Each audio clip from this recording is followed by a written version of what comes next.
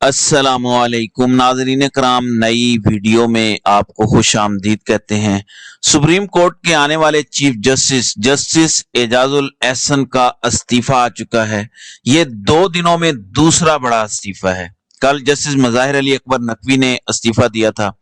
आज सदर पाकिस्तान ने उनका इस्तीफा कबूल भी कर लिया, जबकि आज जस्टिस एजाजुल एहसन ने भी इस्तीफा दे दिया है। अक्टूबर 2024 में इन्होंने चीफ जस्टिस ऑफ पाकिस्तान बनना था।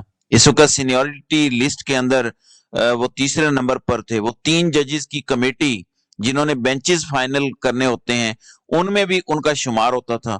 सुप्रीम कोर्ट के एक माया नाज जज, उन्होंने भी अचानक इस्तीफा दिया है और अपना इस्तीफा उन्होंने सदर पाकिस्तान को भिजवा दिया है। अब क्या सदर पाकिस्तान उनका इस्तीफा एक्सेप्ट करते हैं या नहीं करते, ये बात की बात है। लेकिन इस वक्त सबसे पहला बड़ा सवाल यह है कि 2 दिनों के अंदर 2 जजेस का इस्तीफा, क्या और भी इस्तीफे आ रहे हैं? क्या पूरी सुप्रीम कोर्ट ऑफ पाकिस्तान ही खाली होने जा रही है? इस सारी कहानी के अंदर जस्टिस काजी फायज ईसा का क्या किरदार है? क्यों इतनी हलचल मची हुई है? जस्टिस एजाजुल एहसन के खिलाफ तो कोई शिकायत भी नहीं थी, कोई सुप्रीम जुडिशियल काउंसिल के अंदर उनके खिलाफ शिकायत दर्ज नहीं हुई थी। बज़ाहिर तो हमें कुछ भी ऐसा नजर नहीं आता, और ऐसा भी नजर नहीं आता कि एक जज जिसने अक्टूबर 2024 के अंदर चीफ जस्टिस ऑफ पाकिस्तान बनना है, उसकी सारी सर्विस है, उसका एक रिवॉर्ड है, उसने चीफ जस्टिस ऑफ पाकिस्तान बनना है, तो वो इस्तीफा क्यों देगा? अब इसकी बेशुमार वजूहात हैं। नंबर 1, दबाव, बहुत बड़ा दबाव। आपको याद होगा फौजी अदालतें कि सिविलियंस का फौजी अदालतों के अंदर ट्रायल किया जाए, उस बेंच के सरबराह कौन थे? जस्टिस एजाजुल एहसन, जबकि जस्टिस मज़ाहिर अली अकबर नकवी भी उस बेंच के अंदर शामिल थे।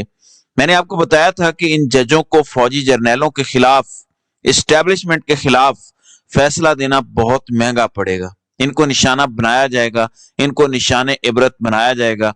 लिहाजा फिर किसी की जुर्रत नहीं होगी कि वो इस्टेब्लिशमेंट के खिलाफ फैसले दें। यही वजह है कि फिर जब दबाव आया तो किसी ने बर्दाश्त नहीं किया। काजी साहब ने एक अलग बेंच बनाया और उस बेंच ने फौरन फौजी अदालतों को काम करने की इजाजत दे दी। ये जजेस खटक रहे थे। पहले मज़ाहिर अली अकबर नकवी के खिलाफ प्लानिंग की गई, बाकायदा उनको निशाना बनाया गया, उन्होंने इस्तीफा दिया, वो साइड पे हो गए। और आज जस्टिस एजाजुल एहसन के इस्तीफे की एक वजह फौजी अदालतों के खिलाफ फैसला देना है, और इस्टेब्लिशमेंट को वो खटक रहे थे। दूसरा, काजी साहब का रवैया, काजी साहब की डिक्टेटरशिप। 2 दिन पहले जस्टिस एजाजुल एहसन ने एक बड़ा वाज़ेह नोट लिखा था मज़ाहिर अली अकबर नकवी के हवाले से कि किस तरह उनको इंतकामी कार्रवाई का निशाना बनाया जा रहा है, उनके साथ ज्यादती की जा रही है, इंसाफ उनके साथ नहीं किया जा रहा। अब जब एक जज इस्तीफा दे देता है तो फिर उसके खिलाफ सुप्रीम जुडिशियल काउंसिल के अंदर कार्रवाई नहीं हो सकती, वो जज नहीं रहता।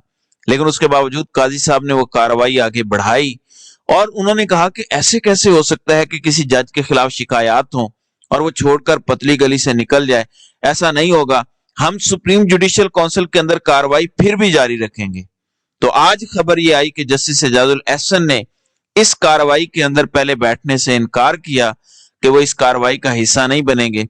फिर सैयद मंसूर अली शाह को इस कार्रवाई का हिस्सा बनाया गया सुप्रीम जुडिशियल काउंसिल की। तो यहां से तो इख्तलाफात सामने आए, लेकिन इस्तीफा आ जाना ये एक बहुत बड़ी हिला देने वाली खबर है। अब इस पर 2 तरह की आरा हैं। हामिद मीर, जियो न्यूज के एंकर, वो दावा करते हैं कि वो कहते हैं कि जस्टिस एजाजुल एहसन एक तो पनामा वाले मामले में ये मॉनिटरी जज थे, यानी मॉनिटरिंग कर रहे थे, और नून लीग को ये हमेशा से ही खटकते थे। फिर हामिद मीर ये कहते हैं कि इस्लामाबाद में शाहराह दस्तूर पर एक टावर है, और उस टावर में आप जानते हैं कि जस्टिस एजाजुल एहसन वकील थे, और जब जस्टिस एजाजुल एहसन जज बन गए तो उस वक्त उन्होंने उसी टावर के हक में फैसला दिया, लिहाजा उन्होंने वहां से कोई पैसे कमाए हैं। और उन्होंने कहा कि 2 मुख्तलिफ वकला 200 सफ़हात पर मुश्तमिल मुख्तलिफ शिकायत और मुख्तलिफ सबूत इकट्ठे कर चुके हैं, जो आने वाले दिनों में उन्होंने जस्टिस एजाजुल एहसन के खिलाफ सुप्रीम जुडिशियल काउंसिल के अंदर लेके आने थे। इससे पहले कि वो शिकायत ले आते, इससे पहले कि जस्टिस एजाजुल एहसन बेनकाब होते, वो इस्तीफा दे के पतली गली से निकल गए। नाज़रीन करम, मान लेते हैं ऐसा ही हुआ होगा, जस्टिस एजाजुल एहसन को इसकी भिनक पड़ गई होगी और उन्होंने इस्तीफा दे दिया होगा और वो साइड पर हट गए। लेकिन अभी क्यों? नकवी साहब के खिलाफ अभी क्यों? एजाजुल एहसन के खिलाफ शिकायत अभी क्यों? अगर ये गलत जजेस थे, करप्ट जजेस थे, तो ये अब कैसे पता चला? या अब शिकायत क्यों तैयार हो रही हैं, पहले क्यों नहीं हुई? सिर्फ और सिर्फ इसलिए कि एस्टेब्लिशमेंट के लिए रास्ते हमवार किए जाएं। वो तमाम जजेस जो इनको लगता है कि इनके रास्ते की रुकावट बन सकते हैं, एक एक करके हटा दिया जाए।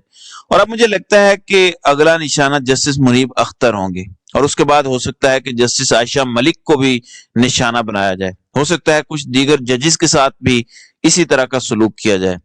लेकिन वाज़ेह तौर पर अब अगला नंबर जस्टिस मुनीब अख्तर का ही लगता है। जिस तरह से उन्होंने कल 130 सफात का रिटर्न फैसला दिया फौजी अदालतों को कलअदम करार देने का। उन्होंने कहा कि जिस मुल्क के अंदर आइन भी है, कानून भी है, जमहूरियत भी है, तो फिर सवाल ही पैदा नहीं होता कि फौजी अदालतों के अंदर सिविलियंस का ट्रायल हो। लेकिन काजी जैसा बुग़्ज़े इमरान में भरा जज, जिसको होश ही नहीं है और अपने इदारे की तकरीम के साथ खेल रहा है, अपना पर्सनल बुग़्ज़ निकालने के लिए वो सुप्रीम कोर्ट के तकद्दुस को पामाल कर रहा है। और ये सारे जजेस को पता चल चुका है, जिन्होंने फौजी अदालतों के खिलाफ फैसला दिया हुआ है और फौजी अदालतों को कलअदम करार दिया हुआ है। अब उन्हें एक एक करके निशाना बनाया जाएगा। और वो जो एक ग्रुप था, जैसे कहते थे कि काजी ग्रुप है, ये बंदियाल ग्रुप है, तो अब काजी ग्रुप अपनी सारी भड़ास और बुग़्ज़ निकालना शुरू हो चुका है। और अब जजेस को ये पता लग गया है कि बजाय इसके कि हमारा चीफ जस्टिस हमारे साथ खड़ा हो, इदारे के साथ खड़ा हो, वो एस्टेब्लिशमेंट के साथ खड़ा है, लिहाजा उनसे इंसाफ की तवक्को नहीं रखी जा सकती। तो बेहतर है इज्जत बचाई जाए और साइड पर हो जाया जाए। लेकिन ये एक बहुत बड़ा क्राइसिस जन्म ले रहा है। 2 दिनों के अंदर 2 सीनियर तरीन जजेस का इस्तीफा देना और उनका साइड पर हो जाना, ये बेशुमार सवालात भी उठा रहा है। पाकिस्तान के अंदर जुडिशरी की पहले ही जो हालत है, जिस तरह से एस्टेब्लिशमेंट, मैंने कहा था, याद करें आज से 15-20 दिन पहले मैंने कहा था कि अब एस्टेब्लिशमेंट का अगला निशाना जुडिशरी होगी। और इस जंग और अब जंग जो है एस्टेब्लिशमेंट और जुडिशरी के दरमियान होगी। पहले ही काफी हद तक एस्टेब्लिशमेंट जुडिशरी को कंट्रोल कर चुकी है, अब वो आखिरी हद तक जाके जुडिशरी को कंट्रोल करेगी और वो मेक श्योर करेगी कि वो जैसा भी इलेक्शन करवा ले, उनके रास्ते में कोई रुकावट ना हो। वो इलेक्शन ना करवाना चाहें फिर भी उनके रास्ते में कोई रुकावट ना हो, वो मार्शल लॉ लगाना चाहें फिर भी उनके रास्ते में कोई रुकावट ना हो।